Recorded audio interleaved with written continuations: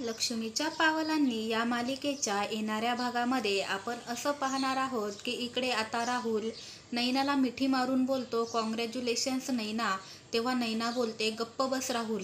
तेव्हा राहुल बोलतो, अगं काय झालं? अगं अख्ख्या कोल्हापूरमध्ये तुझे पोस्टर्स लागले आहेत. फायनली तुझं स्वप्न आता पूर्ण झालं आहे. त्यावरती नैना बोलते, त्याचं कोणाला कौतुक आहे का?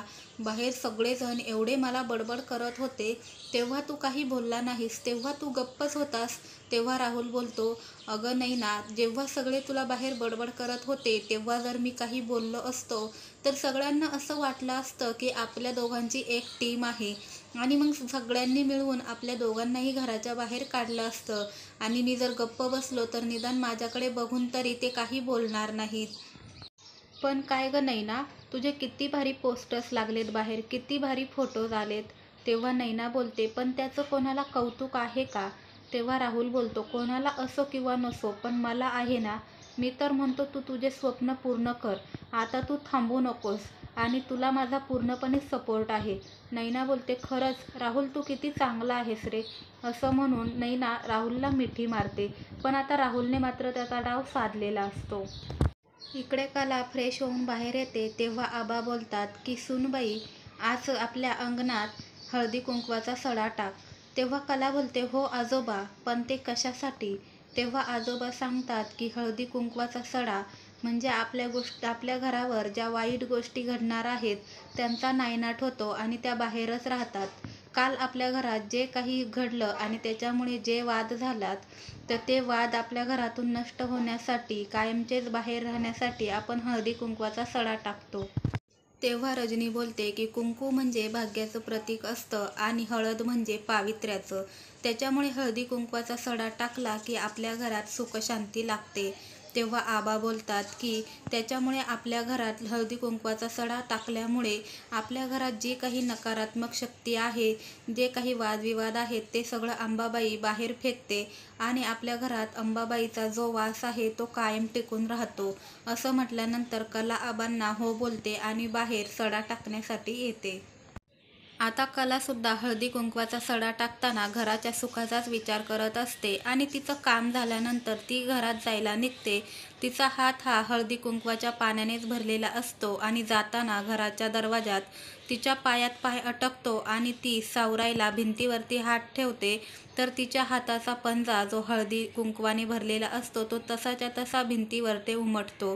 तेव्हा आबा येतात आणि विचारतात, सूनबाई काय झालं? पडली असतीस ना, तुला लागलं असतं म्हणजे. आणि हे काय, तुझ्या हाताचा ठसा उमटला आहे? तेव्हा लगेच आबासाहेब नैनाला आवाज देतात, नैना इकडे ये.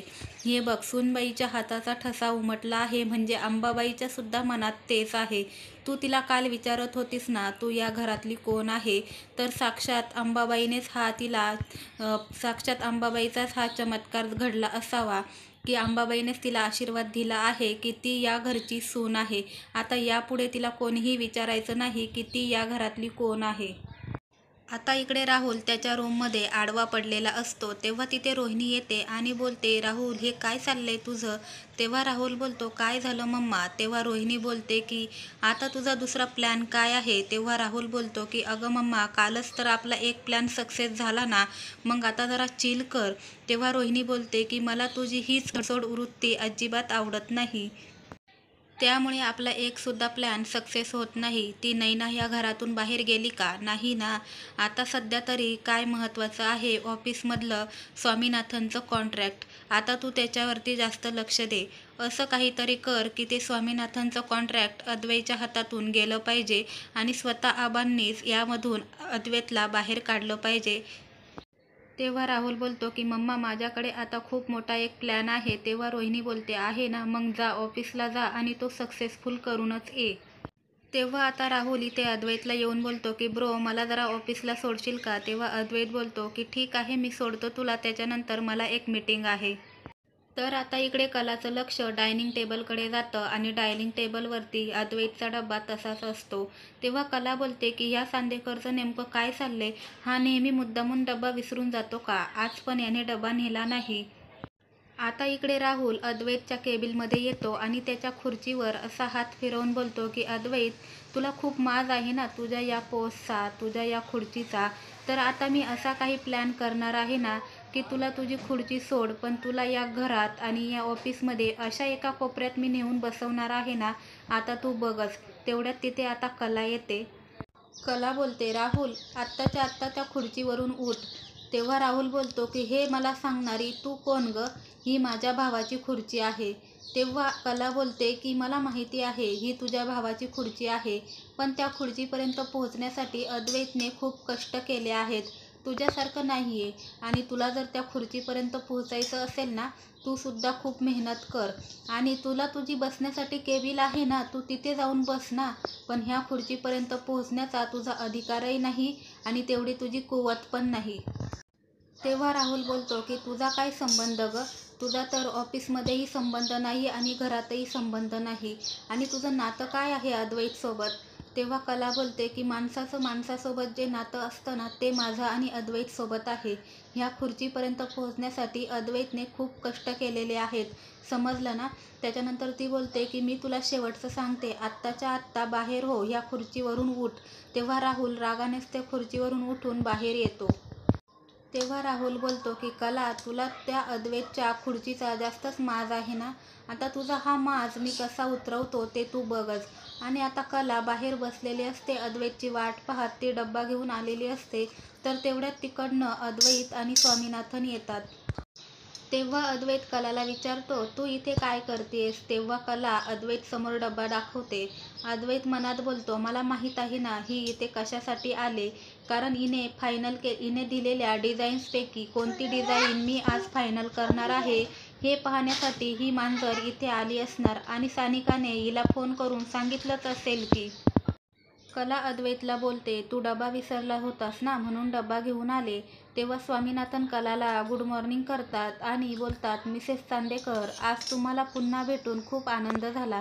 तेव्हा कला अद्वैतला बोलते की अद्वैत, तू डब्बा विसरला होतास ना, म्हणून डब्बा घेऊन आले आहे. आता जेवण करून घे. तेव्हा अद्वैत बोलतो की डब्बा घेऊन यायची काय गरज होती? मी बाहेरून ऑर्डर केलं असतं ना. तेव्हा कला बोलते की घरात एवढं चांगलं चुंगलं बनलेलं असताना बाहेर खायची काय गरज आहे? तेव्हा मिस्टर स्वामीनाथन बोलतात की अरे अद्वैत, तू खूप लकी आहेस. तुझ्याकडे कलासारखी बायको आहे. अरे तुला घरून डबा येतो म्हणजे ही तर परभणीच आहे. तेव्हा स्वामीनाथन बोलतात की मागच्या वेळेला मी तुमच्या घरी जेवलो होतो. काय जेवण होतं. त्या जेवणाची चव अजूनही माझ्या जिभेवर रेंगाळत आहे. तेव्हा कला बोलते की सर, मला माहीत होतं तुम्ही आज मीटिंगला येणार आहात, म्हणून या डब्यामध्ये 2 माणसांचं जेवण आहे.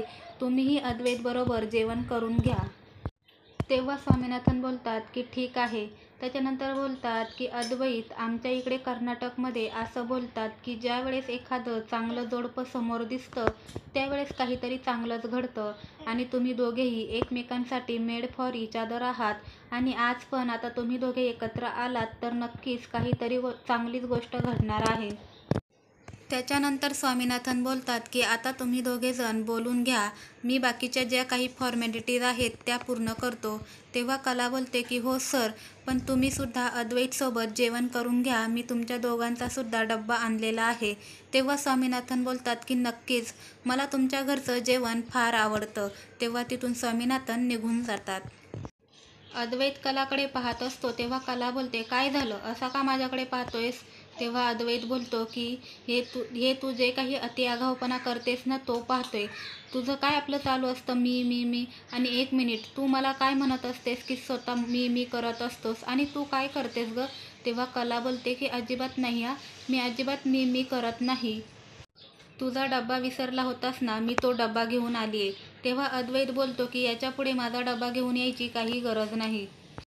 आता इकडे स्वामीनाथन अद्वैतला बोलतात की तुम्ही दोघांनी जे फोटोशूट केले होते ना, ते फोटोज खूपच लोकांना आवडले आहेत. आपल्या दागिन्यांची चांगली जाहिरात झालेली आहे. आता तुमच्याकडे ज्या काही चांगल्या डिझाईन्स आहेत त्या डिझाईन्स मला पाठवा आणि मी त्याच्यावरती काम सुरू करतो. तेव्हा लगेचच अद्वैत सानिकाला फोन करतो आणि बोलतो की ज्या काही डिझाईन्स फायनल केलेल्या आहेत त्या सगळ्या चांगल्या डिझाईन्स मला मेल कर.